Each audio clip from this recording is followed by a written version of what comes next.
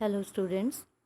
तो हम सूर्यकांत त्रिपाठी निराला की कविता उत्साह पढ़ चुके हैं और इसी में जो दूसरी कविता है, दूसरा भाग है अट नहीं रही है। तो अट नहीं रही है कविता मैंने आपको कहा था कि एक दो बार यदि आप पढ़ेंगे तो काफ़ी कुछ समझ में आ जाएगा, क्योंकि कोई शब्दावली कोई मुश्किल ज़्यादा नहीं है इसमें। तो आइए अट नहीं रही है कविता को एक बार सरसरी नज़र से हम देख लें और पढ़ भी लें।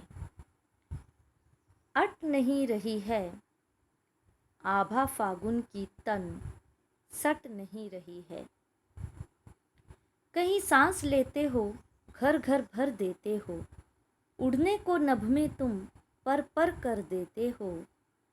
आँख हटाता हूँ तो हट नहीं रही है, पत्तों से लदी डाल कहीं हरी कहीं लाल। कहीं पड़ी है उर में मंद गंध पुष्पमाल, पाट पाट शोभा श्री पट नहीं रही है। छोटी सी कविता। चलिए जो भी शब्दार्थ हैं देखिए। अट मतलब अट नहीं रही है मतलब समा नहीं रही है, ठीक है। अट नहीं रही का मतलब है समा नहीं रही है। तो अट मतलब समाना या प्रवेश पाना। आभा अर्थात चमक या ज्योति, आभा चमक या ज्योति। फागुन होली के बाद वाला सुहावना मास, होली के बाद वाला सुहावना मास या महीना। नभ मतलब नभ तो पता ही होगा आकाश, ठीक है। नभ आकाश। उर, उर यहाँ पर क्या है? उर मतलब हृदय या दिल, ठीक है। उर मतलब हृदय या दिल, उर हृदय या दिल। मंद, मंद मतलब धीमा, है ना। मंद मंद, ठीक है। मंद मतलब धीमा। पुष्पमाल फूल, फूलों की माला, ठीक है। पाट पाट मतलब जगह जगह, पाट पाट अर्थात जगह जगह। शोभाश्री सौंदर्य से भरपूर, शोभाश्री, शोभाश्री सौंदर्य से भरपूर। पट समाना भर जाना, पट समाना भर जाना। आइए इस काव्य पंक्तियों के भावार्थ को हम जानें। देखिए, अट नहीं रही है आभा फागुन की तन, सट नहीं रही है। तो प्रस्तुत पंक्तियों के माध्यम से कवि निराला जी फागुन मास की मादकता का वर्णन करते हुए कहते हैं, ठीक है। केवल इन 3 पंक्तियों का भावार्थ बता रही हूँ कि प्रस्तुत पंक्तियों के माध्यम से कवि निराला जी फागुन मास की मादकता का वर्णन करते हुए कहते हैं कि फागुन मास की मोहकता इतनी अधिक है कि समा नहीं पा रही है। फागुन मास की मोहकता इतनी अधिक है कि समा नहीं पा रही है। वह बाहर छलक छलक पड़ती है। फागुन की कांति तन में समा नहीं पा रही और उसके कारण लोगों के चेहरों पर खुशी झलक झलक उठती है। उसके कारण लोगों के चेहरों पर खुशी झलक झलक उठती है। अब देखिए, कहीं सांस लेते हो घर घर भर देते हो, उड़ने को नभ में तुम पर कर देते हो। ओके, तो देखिए फागुन को संबोधित करते हुए कवि कहता है, हे फागुन, कहीं सुगंधित हवा का झोंका उठता है तो लगता है तुम खुलकर सांस ले रहे हो। ठीक है, कवि क्या कहता है कि हे फागुन, कि कहीं सुगंधित हवा का झोंका उठता है तो लगता है तुम खुलकर सांस ले रहे हो। तुम्हारी सुंदरता प्रत्येक घर में लहलहा रही है। लोगों के घर किससे भर गए? रंग बिरंगे फूलों से भर उठे, यानी लोगों के घरों में रंग बिरंगे फूल खिल उठे हैं, जिससे उनकी शोभा बढ़ गई है ना, और सुंदर लग रहे हैं। तुम्हारी सुंदरता प्रत्येक घर में लहलहा रही है। ठीक है, तुम्हारी सुंदरता प्रत्येक घर में लहलहा रही है, रंग बिरंगे फूल खिल उठे हैं, जिससे उनकी शोभा और बढ़ गई है। तुम वातावरण में ऐसी मादकता भर देते हो कि पक्षी आकाश में तुम वातावरण में ऐसी मादकता भर देते हो कि पक्षी आकाश में फड़फड़ाते हुए उड़ने को आतुर हो उठते हैं। ठीक है, कि पक्षी आकाश में फड़फड़ाते हुए उड़ने को आतुर हो उठते हैं। ठीक है, यानी लोग भी उत्साह से तरंगित हो उठते हैं।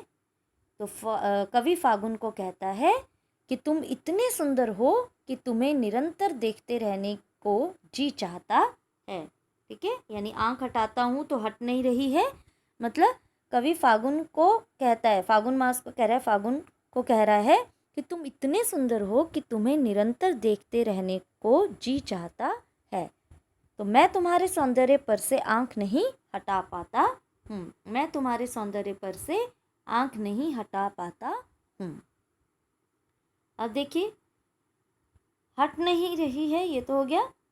पत्तों से लदी डाल कहीं हरी कहीं लाल, कहीं पड़ी है उर में मंद गंध पुष्पमाल, पाट पाट शोभा श्री पट नहीं रही है।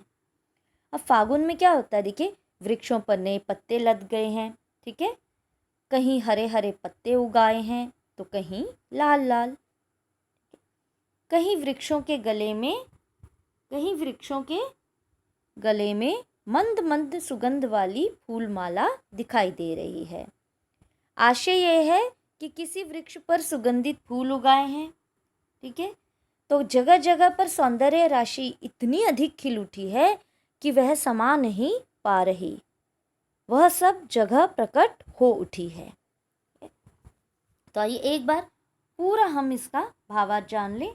अट नहीं रही है आभा फागुन की तन सट नहीं रही है, कहीं सांस लेते हो घर घर भर देते हो, उड़ने को नभ में तुम पर पर कर देते हो, आंख हटाता हूँ तो हट नहीं रही है, पत्तों से लदी डाल कहीं हरी कहीं लाल, कहीं पड़ी है उर में मंद गंध पुष्पमाल, पाट पाट शोभा श्री पट नहीं रही है।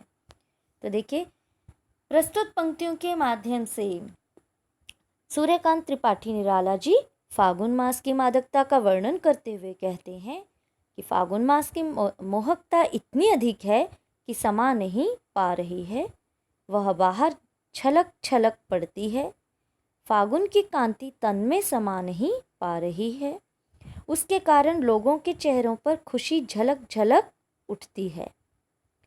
फागुन को संबोधित करते हुए कवि कहता है, हे फागुन, कहीं सुगंधित हवा का झोंका उठता है तो लगता है तुम खुलकर सांस ले रहे हो।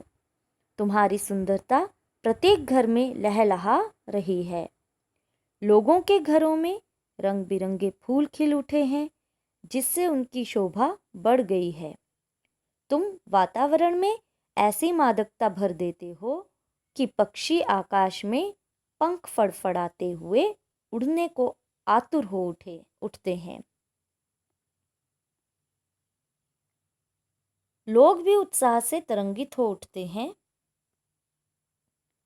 कवि फागुन को कहता है, तुम इतने सुंदर हो कि तुम्हें निरंतर देखते रहने को जी चाहता है, मैं तुम्हारे सौंदर्य पर से आंख नहीं हटा पाता हूँ।